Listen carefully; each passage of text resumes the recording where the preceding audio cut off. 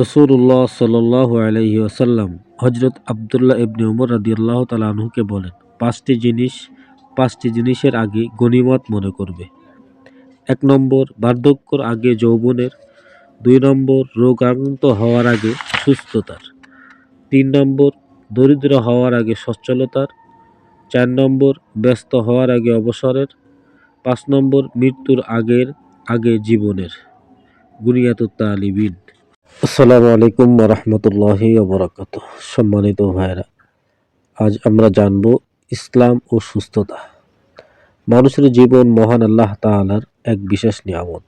এই নিয়ামত যখন কেড়ে নেওয়া হয় তখন এর গুরুত্ব উপলব্ধি করা যায়। মানুষ অনেক সময় অসুস্থ হয়ে পড়ে, যদিও অসুস্থতা মুমিনের জন্য পরীক্ষা স্বরূপ। তবে সুস্থতা এক বড় নিয়ামত।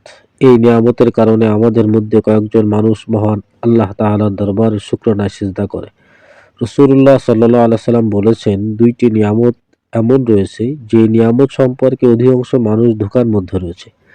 এর একটি হচ্ছে সুস্থতা, অন্যটি হচ্ছে অবসর। বুখারী। সুস্থতার কারণে মহান আল্লাহর নিকট শুকর আদায় করা এবং রোগ থেকে মহান আল্লাহর নিকট পানা চাওয়া মানুষের কর্তব্য। হযরত আনাস রাদিয়াল্লাহু তাআলা আনহু বর্ণনা করেন, রাসূল সাল্লাল্লাহু আলাইহি সাল্লাম বলেছেন যে মহান আল্লাহ, আমি আপনার নিকট কুষ্ঠ, পাগল হওয়ার রোগসমূহ থেকে পানা চাই। আবু দাউদ, নাসাই, মিশকাত। হযরত আব্দুল্লাহ ইবনে উমর রাদিয়াল্লাহু তাআলা আনহু বর্ণনা করেন, রাসূলুল্লাহ সাল্লাল্লাহু আলাইহি সাল্লামকে বলতেন, হে মহান আল্লাহ, আমি আপনার নিকট সুস্থতা, হারাম থেকে আত্মরক্ষা, আমানত, সুন্দর চরিত্র এবং তাকদীরের উপর সন্তুষ্ট থাকার জন্য আবেদন করছি। মিশকাত শরীফ।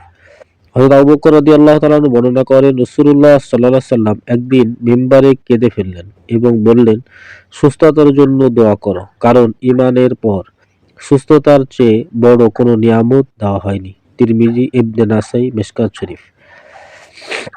রাসূলুল্লাহ সাল্লাল্লাহু আলাইহি সাল্লাম হযরত আব্দুল্লাহ ইবনে উমর রাদিয়াল্লাহু তাআলা আনহুকে বলেন, পাঁচটি জিনিসের আগে গনিমত মনে করবে। বার্ধক্যর আগে যৌবনের, রোগাক্রান্ত হওয়ার আগে সুস্থতার, দরিদ্র হওয়ার আগে সচ্ছলতার, ব্যস্ত হওয়ার আগে অবসরের, মৃত্যুর আগে জীবনের। গুনিয়াতুত তালিবিন।